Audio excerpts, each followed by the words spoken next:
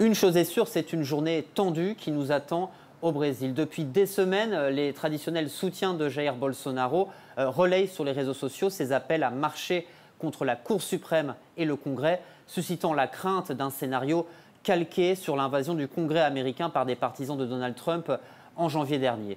Le président brésilien assure quant à lui qu'il n'y a aucun risque de coup d'État en cette journée du 7 septembre, mais en même temps, il parle d'ultimatum contre les juges de la Cour suprême et a laissé entendre qu'il pourrait être contraint d'agir en dehors du respect des règles de la Constitution. Alors ce qui fait craindre des débordements, c'est notamment la mobilisation estimée cette fois massive de policiers armés dans les rangs des partisans du président, mais aussi le risque d'affrontement, car des rassemblements de l'opposition sont prévus un peu partout aussi aujourd'hui dans le pays.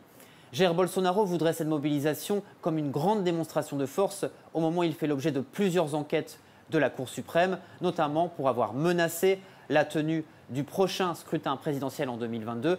Mais il y a aussi les affaires de corruption, celles liées à l'achat de vaccins et celles qui touchent à sa famille. 4 de ses fils et son ex-épouse font l'objet d'enquêtes judiciaires. Invitant ses ministres à le rejoindre, Jair Bolsonaro a prévu de se rendre ce matin à Brasilia, où certains de ses partisans campent déjà depuis ce week-end, et cet après-midi à Sao Paulo, où doivent converger des centaines de cars en provenance de tout le pays. C'est là que le plus grand rassemblement est attendu.